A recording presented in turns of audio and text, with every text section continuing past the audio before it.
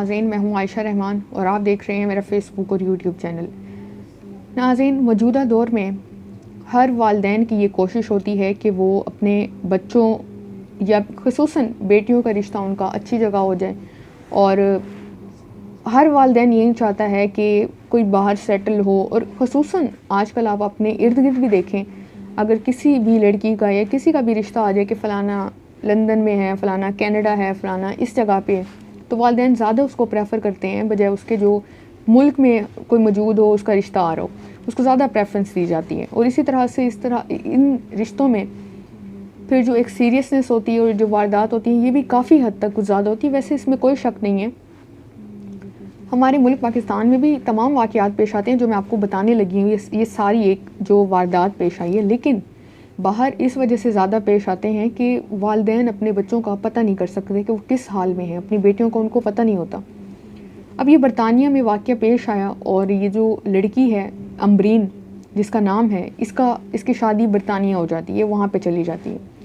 जब इसकी शादी हो जाती है तो माँ बाप अता पता या बातचीत जो है वो भी कम हो जाती है काफ़ी हद तक, क्योंकि काफ़ी दूर वो अपनी बेटी का रिश्ता करते हैं। अब यहाँ इनकी जो शादी होती है, जो ये सारा मामला बताया गया, ये 2014 में इस खातून की, इस लड़की की शादी होती है। इसकी शादी असगर से होती है।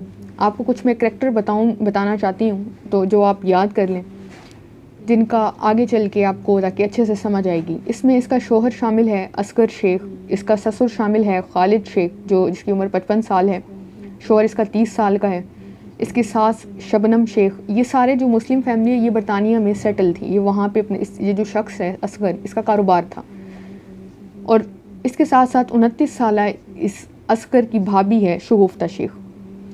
अब ये इस सारे वाक़ये में, सारी वारदात में मुलविस होते हैं।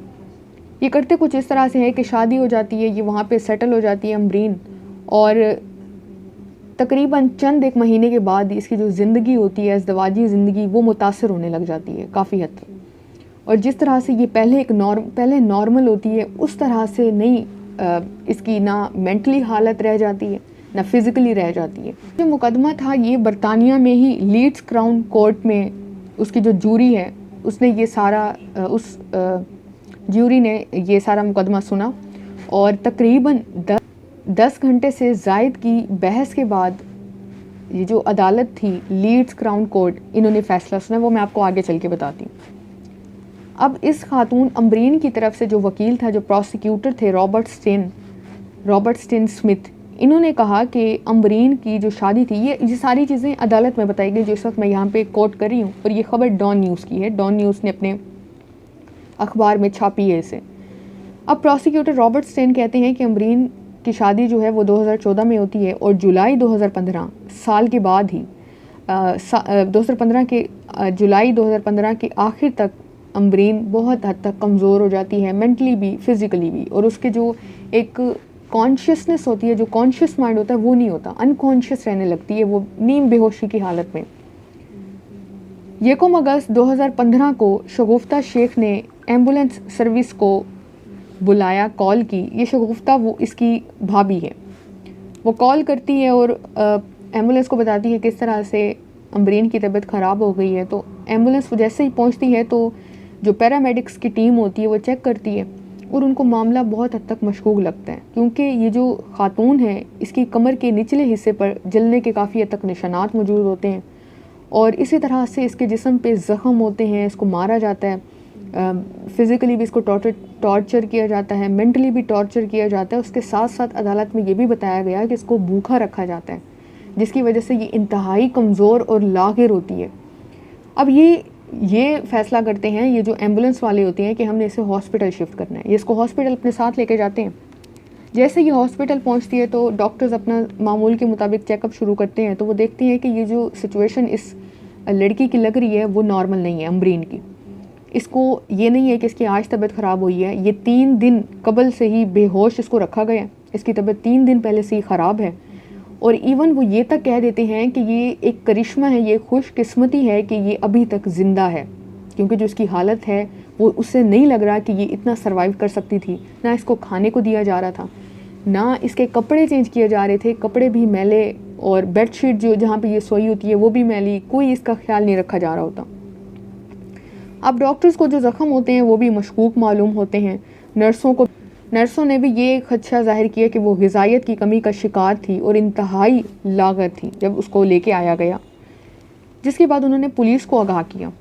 अब हस्पताल इंतज़ामिया ने फैसला किया कि पुलिस को आगाह करते हैं। पुलिस फ़ौरन पहुंचती है और अपनी इन्वेस्टिगेशन शुरू कर देती है। अब जैसे ही पुलिस पहुंचती है, ये जो तमाम 4 लोग होते हैं ये फ़ौरन भाग के घर जाते हैं। इसके मैले कपड़े, इसकी बेडशीट, तमाम चीज़ें छुपा देते हैं। अब पुलिस जब मज़ीद, एक तो पुलिस को बुलाया जाता है डॉक्टर्स की जानिब से, मज़ीद पुलिस जो डॉक्टर्स होते हैं वो ये बताते हैं कि जांच पड़ताल पर ये मालूम हुआ कि अमरीन के दाएं कान पर भी चोट थी, कमर पर भी जलने के इसके निशानात मौजूद थे कि उसको जलाया गया है।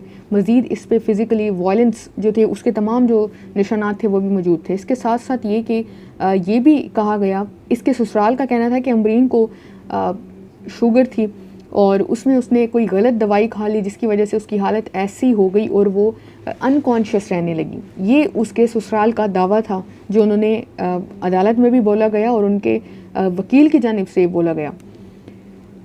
अब जब डॉक्टर्स ने चेक किया तो वो कहते हैं कि अमरीन को किसी भी किस्म की कोई शुगर नहीं थी। उसकी ये हालत हाइपोग्लाइसीमिया की वजह से हो सकती है, जिसकी वजह से मुतासरा शख्स के दिमाग में सूजन हो जाती है और वो बेहोश और हवास खो बैठता है। शुगर नहीं थी और उसने गैर इरादी तौर पर कोई दवाई खा ली जिसकी वजह से उसे हाइपोग्लाइसीमिया हो गया और उसके दिमाग में सूजन हो गई। इस वजह से वो अनकॉन्शियस रहने लग गई। इस खातून, ये जो अमरीन थी, इसके देवर समेत 5 अफराद पर मुकदमा दायर किया गया, इल्ज़ाम आयद हुआ और ये सारी जो थी प्रोसीडिंग थी ये चली। जब ये चली 10 घंटे की बहस हुई, अदालत में आर्गूमेंट्स हुए दोनों पार्टियों की जानिब से और अदालत को ये बताया गया कि फैमिली ने मुबैना तौर पर सबूत छुपाने के लिए अमरीन को मैले कपड़े और बिस्तर की चादरें ठिकाने लगा दी थी। उन्होंने एम्बुलेंस के अमले को अमरीन की हालत के बारे में गलत मालूमात फराम की, ये भी अदालत में बताया गया। इसके साथ साथ ये कि इस्तगासा ने इल्ज़ाम आयद किया कि एम्बुलेंस को बुलाने से पहले मुल्जिमान ने अमरीन की इस हालत को छुपाने की कोशिश की। पुलिस ने उस घर में रहने वाले ख़ानदान के तमाम अफराद से पूछगछ भी की, उनसे भी इन्वेस्टिगेशन की, लेकिन किसी ने भी इसकी वजाहत नहीं की कि दरअसल हुआ क्या था और तमाम मुल्जिमान को इंसाफ की राह में खलल डालने की साजिश करने का कसूरवार ठहराया गया।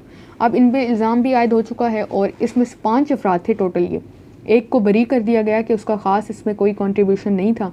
4 पे इल्ज़ाम आयद है। ये जो सारी एक वारदात थी, ये बताने का मकसद ये था कि जब वालिदैन, इसमें कोई किसी का कसूर नहीं है, हर माँ बाप की ख्वाहिश होती है कि उनके बच्चों का जो रिश्ते हों वो अच्छे से अच्छे हो जाएं, लेकिन अक्सर व बेशतर अपनी बेटियों को अपने से इतने दूर भेज देना और ऐसी जगह कि आप मालूम भी नहीं कर सकते या कोई आसपास उसके कोई रिश्तेदार कोई इस तरह से मौजूद नहीं, या आपके पास इतनी एक्सेस नहीं है कि आप इजीली फ़्लाई करके पहुंच जाएं अगर वो कॉल नहीं उठा रही या काफ़ी दिनों से बात नहीं हो रही।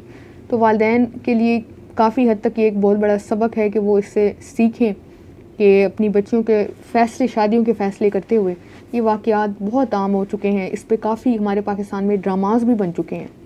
खैर, अपनी राय का इज़हार लाजमी कीजिएगा कमेंट सेक्शन में। अपना ख्याल रखें। मज़ीद अपडेट्स के लिए मेरे अकाउंट्स को फॉलो कर लें। अल्लाह हाफ़िज़।